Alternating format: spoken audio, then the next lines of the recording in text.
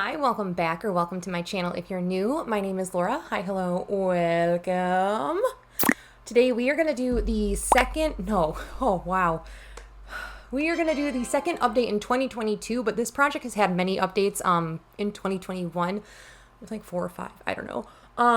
But this is the Pan That Palette update. Whatever, I don't know what number it is. It'll be on the screen. But I have been panning my Subculture palette for over a year now, and it's like the palette that will never end. It just is like forever lasting. So I didn't make a ton of progress in it for this past month, but just if you're new to this project, I started panning this in October 2020 with the assumption that I would do quarterly updates or 3-month updates, thinking that I would finish this in 2021. Lo and behold, I did not. I was very overwhelmed with all of my projects last year. I had a lot of eyeshadow-centered project pans, and this just kind of fell on the back burner. But I made a big chunk of progress last month in January. I think that was update 5 or 6. But I made a ton of progress last update because I took a bunch of shadows out and I actually made a dry shampoo with them, which you would have seen it in the last update.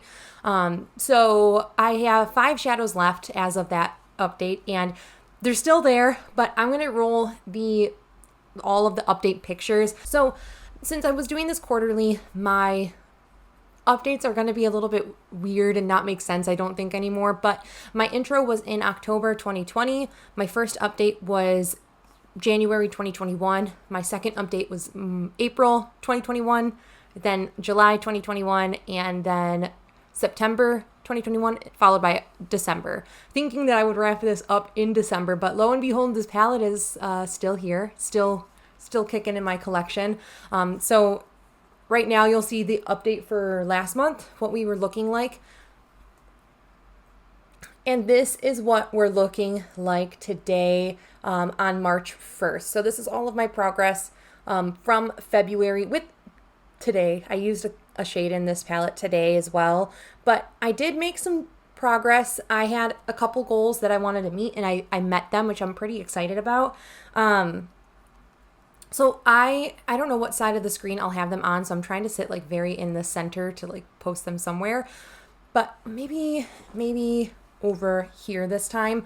So I'll have like all of the progress shots going up over here for the eyeshadows, but I'm not going to talk about the shades that are missing, but we only have 5 shadows left. Destiny here, All Star, Mercury, New Wave, and Edge is all that's remaining, and I'm pretty darn excited about that.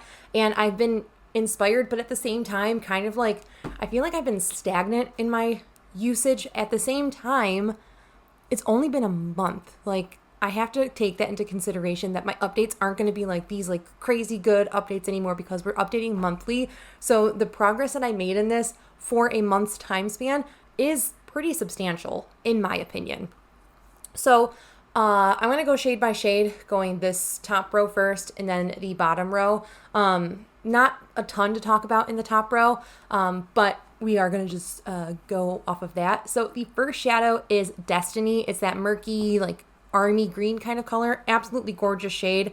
I didn't reach for it one single time the past month. So I wasn't really expecting to kind of gravitate towards it in February, because February I wanted to wear a lot of pinks, and then I've been very uninspired with my makeup. So I was wearing a lot of like very neutral, just wear to work, easy, simple looks in February.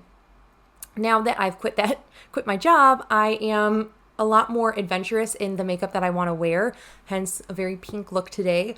But I am excited to dip back into this. So hopefully in March, we can make a good chunk of progress on Destiny. Destiny is one of those shades that I was kind of saving for the springtime. It's like a spring and then fall shade to me. So kind of like opposite sides of the spectrum, but that's kind of like where my mind goes when I look at this shade Destiny here. All Star is a shade that is like fall winter, so I probably won't touch that anymore, but I did reach for All Star twice in the past month, which was 2 more times than I really expected to use it. So I'm pretty happy about that. Yeah, not much to say. Nothing, it looks the exact same. I'm like looking at my picture in my computer and it looks the exact same as it did last month, so it is what it is. Mercury, on the other hand, it looks very, very similar, don't get me wrong, but we used Mercury 11 times over the past month, which is pretty substantial. I typically use it in my eyebrows, which is how I get the most use out of it. Today, though, I have it in my eyebrows, and I also mixed it with my red P. Louise base. I use the P. Louise base in all sorts of capacities in my look today. I have it as my lipstick, I have it as my eyeliner mixed with Mercury, and then I have it as I made a cut crease. I mixed it with a white eye base as well and made a cut crease and then put beautiful shadows on top of it. So I used Mercury in a few different locations. Oh, and then Mercury I have as a little bit of a contour today as well. So yeah, I haven't done that in a while, and I'm a little bit too fair to pull this off as a contour right now. As we get into the summer months, I will definitely be able to reuse that as a contour shade. But maybe I could actually mix this with a lighter powder to create an actual good shade for me right now. I think I might do that. So there might be a big, a little chunk missing by the next update, because I want to kind of see if I can mix it with the powder and create a contour shade that works for me, as I'm a little bit more fair in the winter months. Tangent aside, let's go to the next shade then. New Wave is another, So Mercury, I also had a goal to use the bottom left corner up, and today is the day that I actually did that. I took a chunk off, and when I mixed it with the eye base to create this dark pinky gray grungy liner shade. So I took just a metal spatula, scraped off a little bit, and then mixed it with the eye base to create that liner. And I like doing that. That's a good way for me to use some of those colored bases that I don't reach for normally. But yeah, I use that there and scrape that off. But I met the goal that I set out, which was to finish or clear out this bottom corner. So now the whole left side of the pan is empty, which is pretty cool. Moving on to New Wave.